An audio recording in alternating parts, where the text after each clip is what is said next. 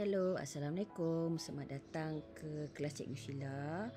Okey, minta maaf banyak-banyak masalah kesihatan. Cikgu Sheila tak dapat nak buat kelas lepak santai macam biasa. Ada cikgu yang minta untuk buat kelas teknik menjawab pun Cikgu Sheila terpaksa tolak. Jadi dengan harapan video yang Cikgu Sheila buat ni dapatlah membantu sedikit sebanyak anak-anak semualah. Okey.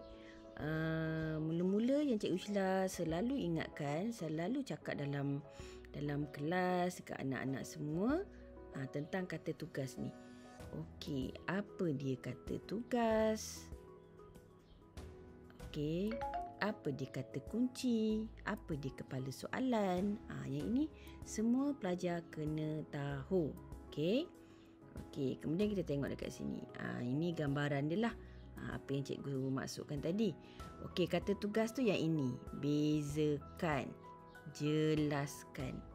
Okey, kata kunci tu pula. Okey, apa soalan tu nak? Kalau tengok dekat sini, dia minta apa? Kedua-dua sumber tersebut. Sumber apa? Okey, tengok atas ni. Sumber yang digunakan oleh sebuah syarikat. Inilah. Ini dengan ini. Kemudian soalan yang kedua tu dia minta jelaskan apa? Prosedur yang dipatuhi. Okey, dapat daripada mana? Okey, tengok balik. Okey, lihat balik apa yang ada dalam sini, cerita ni. Okey, kemudian awak kena pastilah prosedur-prosedur yang ada yang cikgu pernah ajar. Cikgu awak pernah ajar, yang pernah awak baca daripada buku teks. Okey, sekarang ni cikgu nak terangkan tentang yang ini. Kata tugas ni. Okey. Ini contoh kata tugas. Okey, bila soalan tu dia minta jelaskan. Okey, tukar warna sikit. Bila minta jelaskan mengapakah, awak kena bagi huraian. Okey, huraian tu dapat daripada mana? Huraian tu selalunya tengok kepada soalan tersebut lah. Ada tak dia bagi kotak, dalam tu ada cerita, dalam tu selalunya ada huraiannya. Kemudian bandingkan. Bila soalan bandingkan, awak kena bagi persamaan dan perbezaan. Itu berbeza dengan kalau kata tugas tu diminta bezakan, iaitu yes, awak bagi perbezaan. Selalunya cikgu-cikgu akan ajar buat kotak kan. Awak salin kepala soalan dia. Perbezaan antara syarikat Sdn Berhad dengan syarikat Awam Berhad ialah, okey, boleh buat kotak. Okey, sini A, sini B. Awak bagilah isi dia. Kalau soalan tu minta bandingkan, mesti bagi persamaan, lepas tu kena bagi perbezaan. Kena pandai tengok markah tu lah, pembahagian markah. Contoh markah dia minta 9 markah. Jadi untuk perbezaan, kita tahu mesti ada 2 kotak kan. Jadi mesti dalam nombor yang genap. Kalau sini awak bagi 4, so sini 1 markah, 2 markah, 3 markah, 4 markah. Balance daripada 9 tu ada 4, 5, 6, 7, 8, 9. Bagi 5 lagi dia punya persamaan. Ataupun awak bagi dekat sini 6. Dekat sini awak boleh bagi 3. Okey, perbezaan awak bagi 6. Persamaan mungkin awak boleh bagi 3. Kena ngam-ngamkan 9 markah tu lah. Okey, kemudian tengok kepada apakah, nyatakan, berikan, dia kena bagi fakta khusus. Dapat dekat mana fakta khusus ni? Daripada buku teks. Kemudian huraikan. Kena ada faktanya, huraiannya, contohnya. Lagi sekali, kalau ada kotak, ada cerita dalam kotak tu, awak ambil huraian dan contoh daripada situ. Tapi fakta ni tadi dapat daripada mana? Daripada buku teks. Kemudian soalan hitungkan. Okey, warna lain. Hitungkan, awak bagi formula. Formula ni yang pengiraan kita lah. Formula dapat 1 markah. Kemudian awak kira-kira, dapat lagi markah untuk pengiraan pula. Kemudian kalau soalan bersetujukah, wajarkah, kena nyatakan, ya, saya bersetuju dengan bla bla bla. Kerana, okey, bila awak kata setuju atau tak tu, dapat markah dah dekat situ. Okey, setuju dapat 1 markah. Ataupun kata tak setuju dapat 1 markah. Balance ataupun baki markah yang ada lagi tu, awak bagikan dia punya alasan. Okey. Banyak kali dah saya terang yang ini. Awak boleh tengok dekat video-video saya. Okey, boleh rujuk balik video-video cikgu lain pun ada banyak.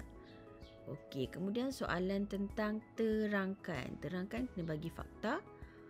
Lagi sekali, fakta dapat daripada mana? Daripada buku teks. Kemudian bagilah dia punya huraian. Okey. Ini kesilapan yang selalu pelajar buatlah. Okey, tak ada nota ringkas. Buatlah nota sendiri. Okey. Kemudian fakta kena tahu. Kemudian jangan takut nak menjawab. Kalau soalan tu ada 5 markah, pastikan awak ada tulis 1, 2, 3, 4, 5. Awak nampak ada 5 markah kat situ. Okey, jangan 5 markah awak pergi bagi 2, bagi 3, tak cukup. Buatnya semua salah. Kemudian kurang mahir untuk kaitkan soalan. Okey, kata kunci, kata tugas tu kena tahu. Jawapan kemudian terlalu ringkas. Okey, tak ada kepala soalannya. Tiada rangka jawapan. Setiap kali bila awak dapat soalan, terus tulis rangka. Apa yang awak ingat dalam kepala tu, tulis kat tepi soalan. Senang nak tengok mana yang awak boleh jawab, mana yang awak tak boleh jawab. Kemudian tulisan jangan terlalu kecil. Dawat pen pun janganlah buat macam tulis atas angin. Okey, kemudian clue. Yang ini yang selalu saya akan bagi contoh yang sama je. Clue dalam soalan tu tidak digunakan. Contoh dekat soalan sini. Okey. Walaupun awak tengok markah hanya 1 je. Lah sikit je 1 markah. Tapi bila ada je perkataan ini tersebut, awak kena pastikan dalam cerita di atas kat kotak ni ada tak nama orang, nama kedai ke, nama bahan ke, nama-namalah perkataan nama kena ambil kira. Contoh dekat sini kita tengok, okey, ada nama siapa? Ada nama Alia. Kemudian ada nama perumahan ni. Okey, kemudian apa lagi? Ada nasi lemak. Okey. Tapi dekat sini soalan dia tanya apakah? Okey, ingat balik apakah jenis pemilikan perniagaan tersebut. Okey, kita tahu kalau dia seorang je jual. Okey, maknanya tu adalah pemilikan tunggal. Tapi dekat sini ada nama kan? Awak kena tulis jenis pemilikan perniagaan Alia ialah milikan tunggal. Okey, baru dapat 1 markah. Kalau awak kata jenis pemilikan perniagaan tak sebut Alia, sebut tersebut, jenis pemilikan perniagaan tersebut ialah milikan tunggal. Okey, dapat 1 markah, tolak 1 markah. Total kosong. Jadi yang inilah benda-benda yang awak kena ambil tahulah. Okey, jom kita tengok soalan percubaan. Okey, dekat sini soalan dia. Okey, jelaskan kewujudan organisasi bukan bermotifkan untung. Selalu soalan kita tengok organisasi bukan bermotifkan untung ni dia minta apa ya? Kaedah OBBU kan. Yang mana ingat balik secara percuma, pada harga kos, pada harga bawah kos. Sekarang ni dia minta jelaskan kewujudan. Kenapa wujudnya OBBU ni? Tengok. Saya bagi nota dekat sini. Okey. Soalan kalau selalu ditanyakan tujuan perniagaan untuk apa? Kena tahu. 1, tujuan perniagaan untuk tawarkan perniagaan, tawarkan perkhidmatan. Kemudian dalam bentuk apa? Kita ada OBU, kita ada OBBU. Semua ni kena tahu tau. Tujuan apa, sumber kewangan dia macam mana, aktiviti, kaedah, contoh. Tapi soalan sini dia kata apa? Dia kata jelaskan kewujudan. Kenapa wujudnya OBBU ni? Okey, jadi dekat sini ingat balik. Kalau jelaskan, silap. Kalau jelaskan kena bagi apa? Okey, tak apa. Scroll balik. Tengok balik nota. Jelaskan awak kena bagi huraian je. Okey, jadi dekat sini ada berapa markah? Ada 3 markah. Jadi, salin balik kepada soalan. Kewujudan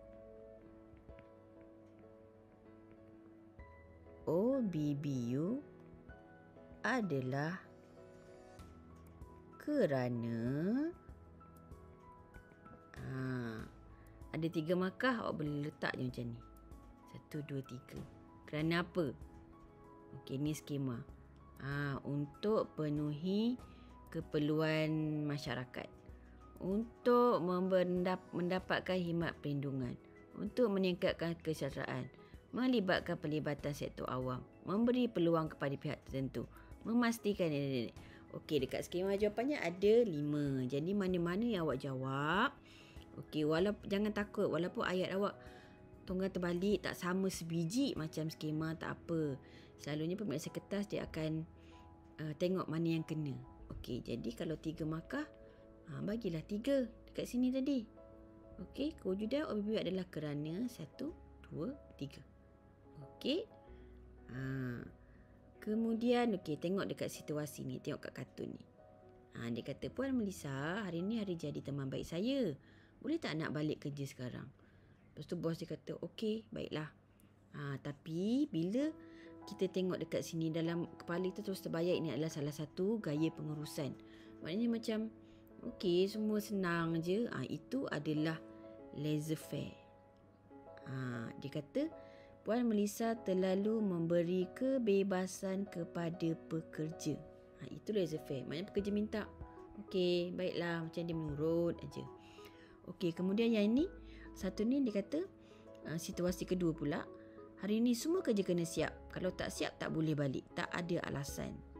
Okey, yang kemudian pekerja dia cakap, alamak, ada macam mana ni anak hantar pengasuh sekian-sekian jam. Okey, kalau macam yang tu, yang dia macam tak boleh toleransi langsung, itu adalah apa? Kalau tak ada toleransi tu, agak-agak apa? Gaya pengurusan autokratik. Okey. Yang lagi satu ni, yang ketiga ni. Okey, kita ada tugasan. Jika tak ada masalah, boleh kita balik lewat esok. Maksudnya dia dah beritahu awal. Jadi yang orang ni dia kata, okeylah, bolehlah juga ni. Kena bersedia awal. Jadi kalau ada toleransi tu, gaya pengurusan demokratik. Okey, itu sedikit sebanyak tentang gaya pengurusan lah. Ada 5 sebenarnya. Tapi yang selalu ditanyanya adalah 3 ni. Yang kena awak kena ambil tahu. Okey. Kemudian tengok kepada soalan. Dialog menunjukkan gaya pengurusan Encik Amin dan Puan Syahira. Encik Amin ni dia kata dia sentiasa bagi peluang dan kebebasan. Saya percaya pekerja saya boleh bekerja dengan cemerlang. Ingat tadi kebebasan tadi yang mana? Puan Syahira pula, saya tidak begitu, dia kata. Saya lebih suka buat keputusan sendiri dan bekerja ikut arahan sahaja. Jadi dekat ni soalan dia 4. Markah 4. Terangkan. Bila terangkan awak kena bagi apa? Ingat balik tadi. Bila ada terangkan, kena bagi fakta campur apa? Huraian. Jadi bila 4 markah, 2 fakta, 2 huraian. Jadi dekat sini awak tengoklah. Encik Amin tadi dia macam, dia kata dia bagi kebebasan kan. Jadi keyword dia tu kebebasan. Jadi gaya kena salin balik kepala soalan tu. Gaya pengurusan yang diamalkan oleh Encik Amin ialah laissez-faire, pengurusan laissez-faire kerana tadi markah 4. Bila awak bagi satu fakta tadi, dah dapat 1 markah kat sini. Di sini dapat 1 markah. Kenapa? Ambil yang tadi dia cakap, ulang balik kebebasan kan. Majikan terlalu beri kebebasan kepada pekerja. 1 markah, 2 markah. Untuk Puan Syahira pula, gaya pengurusan diamalkan oleh Puan Syahira ialah gaya pengurusan autokratik, sebab nak ikut cakap dia je. Jadi kerana apa? Apa dia punya huraian dia? tindakan majikan yang tegas. Ataupun tak ingat, awak cerita balik. Okey, boleh menimbulkan apa? Tak puas hati di kalangan pekerja. Jadi 2 fakta, 2 huraian, dapatlah markah 4. Okey, tengok soalan seterusnya. Yang ini tentang, okey, awak nampak je menaik ni. Dalam kepala terus terbayang apa? Okey, naik ke atas ni. Tengok soalan. Menunjukkan perubahan tingkat jualan yang berlaku kepada syarikat Sementri Senyum Berhad menggunakan produk perlindungan kesihatan. Okey, soalan dia. Jelaskan faktor-faktor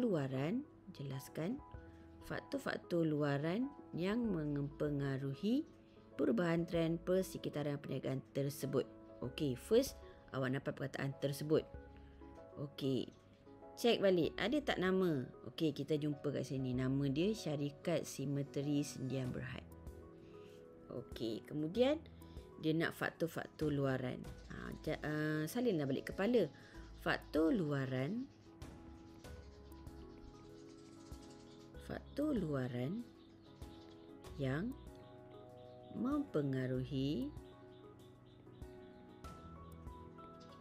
perubahan trend persekitaran perniagaan. Jangan sebut tersebut. Tulis perniagaan syarikat Sementri Sendian Berhad ialah, okey, apa? Tengok dekat sini. Sini ada nota. Okey, trend persekitaran perniagaan. Okey, ada faktor dalaman, ada faktor luaran. Dalaman ni awak fikir mana yang perniagaan tu boleh kawal.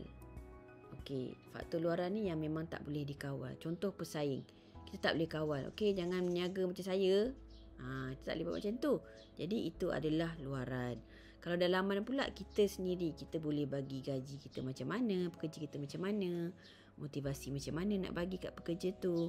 Jadi boleh tengok dekat nota sini. Okey, faktor dalaman. Kalau meningkat, kenapa? Ini luaran. Kalau menurun, kenapa? Kalau mendaftar, kenapa? Okey, boleh gunakan nota ni. Ini skema yang diberi. Okey, faktor luaran yang membawa kepada perubahan apa? Faktor luaran yang mempengaruhi perubahan syarikat Sementri Sendian Berhad ialah, okey, cakap dulu. Trend apa? Trend yang mempengaruhi perubahan tadi adalah trend meningkat. Okey, trend meningkat.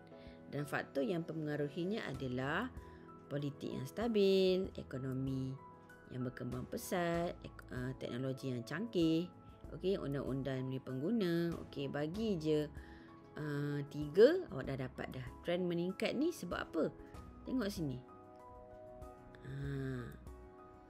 Nampak kan arrow naik ni. Kemudian soalan dia minta jelaskan. Okey, kalau tak ingat, tengok nota. Jelaskan tu apa? Berikan huraian. Okey. Jadi awak tengoklah dekat sini, awak bagi je. Dah nampak dekat sini faktor apa? Mempengaruhi trend apa? Bagi je trend meningkat. Lepas tu huraian dia, inilah politik yang stabil semua. Sebab sekarang ni jelaskan, dia minta huraian. This one. Ni bagi ini. So total semua 4 markah. Okey. Maklumat berkaitan dengan syarikat Kait Sendian Berhad. Terangkan faktor penentu. Okey, terangkan apa? Dia minta faktor penentu sistem gaji yang diterima oleh pekerja syarikat Kait Sendian Berhad. Okey, ingat ya. Kepala salin. Faktor penentu sistem penggajian yang diterima oleh pekerja syarikat Kait Sendian Berhad ialah 7 markah kan? Okey, tengok dekat atas sini. Okey.